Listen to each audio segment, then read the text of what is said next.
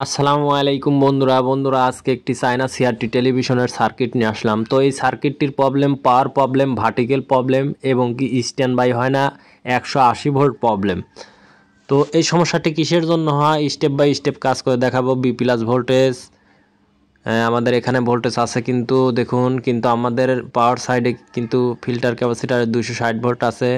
তো এখানে দেখব 13 থেকে 14 ভোল্ট অথবা 12 ভোল্ট 10 ভোল্ট এর মধ্যে থাকতে হবে, কিন্তু এই 10-15 ট্রানজিস্টরের এই জায়গায় কিন্তু আমরা তা কিন্তু পাচ্ছি না বন্ধুরা, নিজেরাই দেখতে পারলেন কোনো ভোল্টেজ কিন্তু এখানে নেই।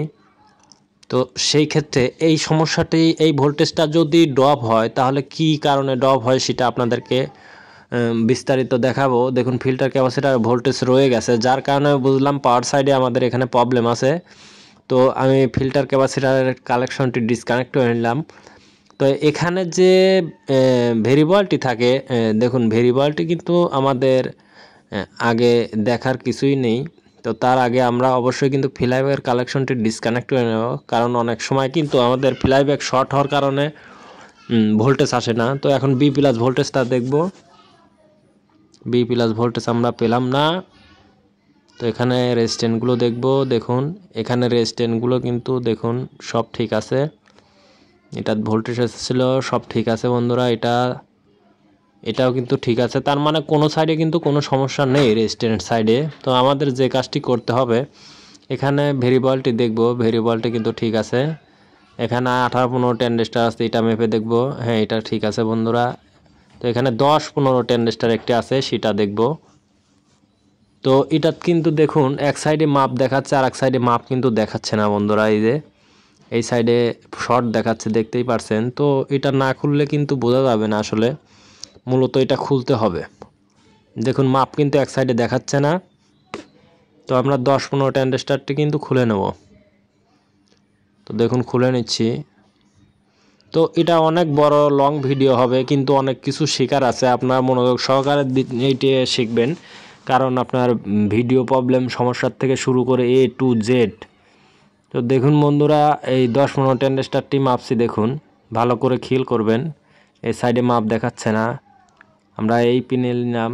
তো দেখুন এখানে কিন্তু এই যে ভালো করে দেখাচ্ছি, স্ক্রিনের সামনে নিয়ে এসে ভালো করে আবারও দেখাচ্ছি। এই যে এক সাইডে শর্ট মাপ দেখাচ্ছে, এ সাইডে মাপই নেই। তো আমরা অন্য একটি ট্রানজিস্টর দেখুন 10-15 ট্রানজিস্টর একটি নিয়ে নেব, তাহলে আপনারা মাপটি কিন্তু ক্লিয়ারলি বুঝতে পারবেন।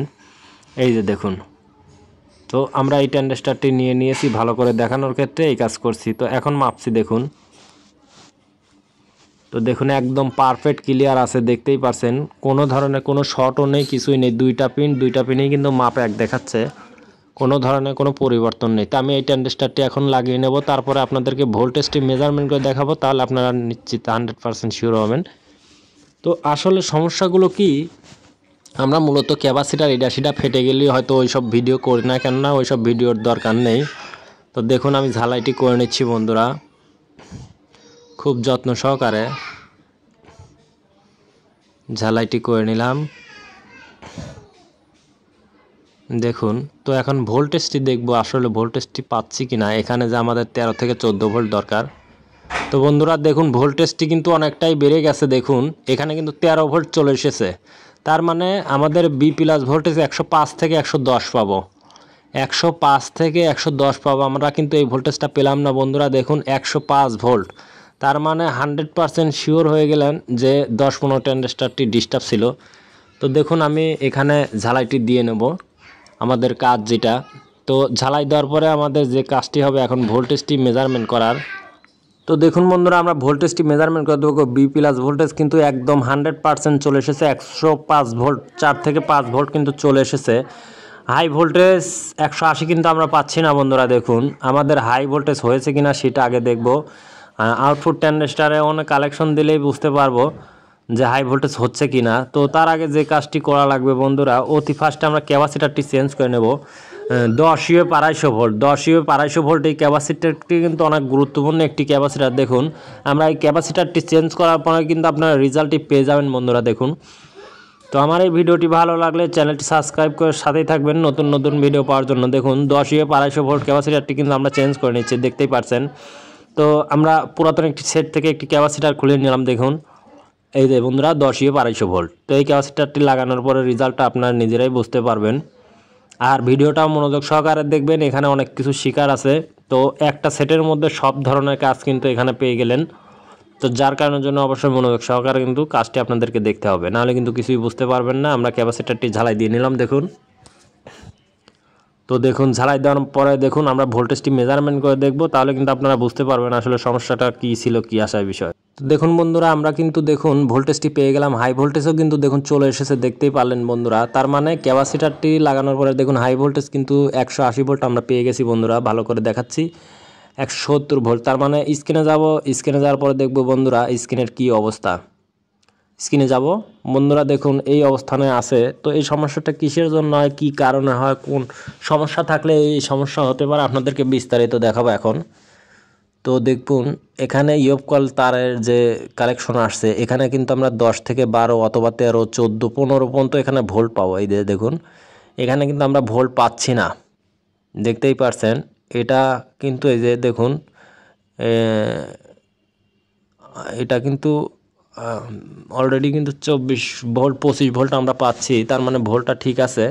তো দেখুন এখানে কিন্তু পাচ্ছি না, এক পিনে কিন্তু ভার্টিক্যাল ভোল্টেজ পাচ্ছি না বন্ধুরা। তো এখানে হয়তো বা লুজ কন্টাক্ট আছে, আমি খুব যত্ন সহকারে পরিষ্কার করে এটা ঝালাই করে নেব। দেখুন এটা কিন্তু পরিষ্কার করার শেষ, আমি ঝালাইটি করে নিচ্ছি দেখুন। তারপরে ভোল্টেজটির অবস্থাটা দেখবেন, তাহলে কিন্তু আপনি বুঝতে পারবেন। তো দেখুন ঝালাই করে নিলাম। তো এখন ভোল্টেজ মেজারমেন্ট করে দেখছি। তো বন্ধুরা দেখুন এই দেখুন লোড নিয়ে ছেড়ে দিচ্ছে, লোড নিয়েই কিন্তু ছেড়ে দিচ্ছে বন্ধুরা, আস্তে আস্তে স্লো মোশনে আসছে। আর সিরিজ কিন্তু অলরেডি জ্বলে যাচ্ছে ভোল্টেজটি দেওয়ার পরে। তো আসলে বুঝতে পারলাম যে আসলে এই ভোল্টেজটি আমরা 13 থেকে 14 ভোল্ট অথবা 12 ভোল্ট 10 ভোল্ট এরকম পাবো আউটপুট ভোল্টেজ ইয়পকলের যে জায়গায় তার লাগে। তো দেখুন এখন কিন্তু আমরা মূলত ভোল্টেজও কিন্তু আমরা পাচ্ছি না দেখুন। তো ভার্টিক্যালটি কালেকশন দেওয়ার পরে কিন্তু আমাদের ভোল্টেজটি লোড কমে গেল। তার মানে 100% আমরা শিওর হয়ে নিলাম যে ভার্টিক্যালটি শর্ট আছে। শর্ট থাকার কারণে কিন্তু আমাদের ভোল্টেজটি কিন্তু একদম স্লো হয়ে গেল। তো যার কারণের জন্য আমরা ভার্টিক্যাল কিন্তু চেঞ্জ করে দেবো। তো ভার্টিক্যালের নাম্বার সবারই জানা, অজানা কিছুই নেই। তো বন্ধুরা দেখুন আমরা ভার্টিক্যাল কিন্তু ডিসকানেক্ট করার পর কিন্তু আমাদের কাঙ্ক্ষিত সেই ভোল্টেজটি কিন্তু 25 থেকে 24 ভোল্ট কিন্তু পেয়ে গেলাম।